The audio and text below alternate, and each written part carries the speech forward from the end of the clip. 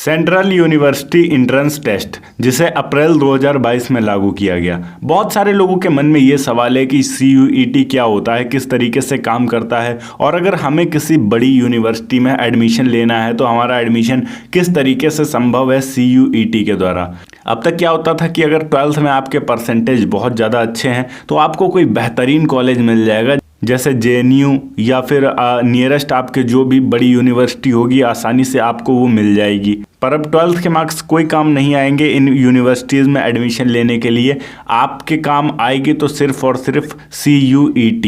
Basically CUET एक type का entrance test है जिसको नेशनल टेस्टिंग एजेंसी के द्वारा कंडक्ट कराया जाता है। ये वही एजेंसी है जो कि जी और नीट को भी कंडक्ट करवाती है। मतलब आप समझ सकते हैं कि ये कितने बड़े लेवल पर एग्जाम्स को कंडक्ट करवाने वाली एजेंसी है। खैर, हम CUET पे वापस आते हैं। ये एक ऐसा टेस्ट है जिसे देने के बाद आप देश के टॉप यूनिवर्सिटीज़ में एडमिशन ले सकते हैं। आशा है कि आपको इतनी बात तो समझ में आ गई होगी। अभी आगे हम जानते हैं कि इसके लिए क्या क्या एलिजिबिलिटी क्राइटेरिया है, फीस कितनी लगती है, जनरल SC ST OBC के लिए अलग अलग फीस रिक्वायरमेंट्स भी हैं। तो इस वीडियो को अंत तक ज़रूर देखिएगा। हेलो एंड वेलकम फ्रेंड्स, मेरा नाम है अनूप सिंह और आप देख रहे हैं आपका अपना YouTube channel. So let's get started. यदि हम यहाँ पर CUET के बारे में कुछ बात करें तो ये UG लेवल पर भी होता है, PG लेवल पर भी होता है और PhD लेवल पर भी होता है। मतलब अगर आप UG में एडमिशन लेना चाहते हैं अंडर ग्रेजुएशन कोर्सेज में तब भी आपको मिलेगा, पोस्ट ग्रेजुएशन कोर्सेज के लिए और उसके बाद PhD के लिए भी अवेलेबल है।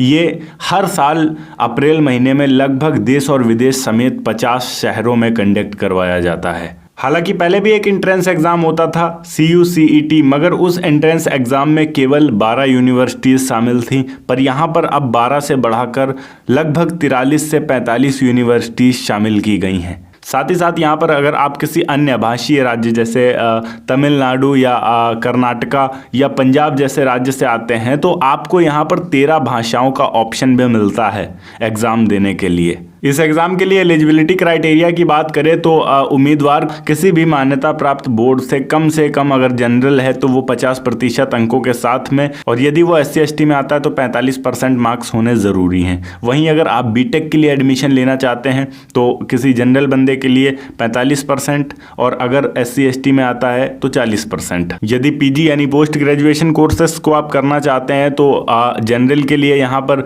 ग्रेजुएशन में कम से कम 55% और SC ST के लिए 50%। सेम क्राइटेरिया यहाँ पर PhD कोर्सेज के लिए भी है कि अगर आप PhD करना चाहते हैं तो पोस्ट ग्रेजुएशन में आपके 55% होने चाहिए यदि आप जनरल में आते हैं, और जनरल से नीचे हैं SC ST में अगर आप आते हैं तो यहाँ पर आपके 50% होने चाहिए। एज की कोई भी रिक्वायरमेंट यहाँ नहीं की गई है, तो एज लिमिट से घबराने वाली कोई बात नहीं है। आप अगर 50 साल के भी हैं तब भी आप एग्ज़ाम दे सकते हैं, पर उसके बाद आप करेंगे क्या वो आपके ऊपर डिपेंड करता है।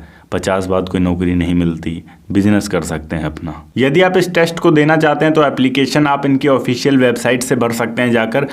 फीस की बात करें जो कि काफ़ी ज़्यादा इंपॉर्टेंट चीज़ होती है, क्योंकि किसी भी एग्ज़ाम को अगर हम देने जाते हैं तो उसके फ़ीस के बारे में हमें पता होना काफ़ी ज़्यादा ज़रूरी होता है। तो यदि आप जनरल कैटेगरी से बिलोंग करते हैं तो 650 रुपये आपको देने होते हैं। यदि आप OBC से बिलोंग करते हैं तो आपको 600 रुपये देने होंगे, और यदि SC ST PWD या ट्रांसजेंडर हैं आप तो आपको यहाँ पर 550 रुपये की फ़ीस देनी होती है। और बहुत सारे ऐसे छात्र होते हैं जो कि विदेशों से अप्लाई करते हैं इस एग्ज़ाम के लिए इंडिया में मौजूद यूनिवर्सिटीज़ में एडमिशन लेने के लिए।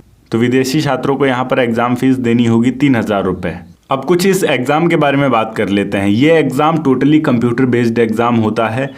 इस एग्ज़ाम को 2 सेक्शंस में लिया जाता है। पहले सेक्शन का भी 2 भाग होता है, सेक्शन 1A और सेक्शन 1B, और दूसरा सेक्शन डायरेक्ट होता है। पहले सेक्शन में आपको साहित्य रिलेटेड सवाल पूछे जाते हैं। मतलब सेक्शन 1A और सेक्शन 1B में आपकी साहित्यिक योग्यता कितनी है उसे जांची जाती है, आपकी शब्दावली को जांचा जाता है, और इसके लिए आपको समय दिया जाता है 45 मिनट का। और उसके बाद सेक्शन B आता है जिसमें आपको डोमेन से रिलेटेड, मतलब पिछली कक्षाओं में आपने जो पढ़ा है उससे रिलेटेड क्वेश्चंस पूछे जाते हैं, और उसके लिए आपको दिया जाता है 1 घंटा। उसमें कई सारे सब्जेक्ट्स होते हैं इसलिए, जिसमें मैथ्स होगा, आपका जनरल रीजनिंग होगी, और इस तरीके से एग्ज़ाम देने के बाद आप इंडिया की टॉप यूनिवर्सिटीज़ में जाकर एडमिशन ले सकते हैं आसानी से। एक बार अगर आपका एडमिशन हो जाता है इंडिया की किसी टॉप यूनिवर्सिटी में और वो गवर्नमेंट है, तो यहाँ पर आपकी फ़ीस भी काफ़ी ज़्यादा कम होती है और आपके एजुकेशन में भी क्वालिटी होती है। ओके गाइस, ये थी एक छोटी सी वीडियो कि CUET क्या होता है। अगर वीडियो अच्छी लगी हो तो वीडियो को लाइक करके चैनल को सब्सक्राइब जरूर कर दीजिएगा। मैं मिलता हूँ आपको नेक्स्ट वीडियो में एक नए टॉपिक के साथ। तब तक के लिए जय हिंद, वंदे मातरम।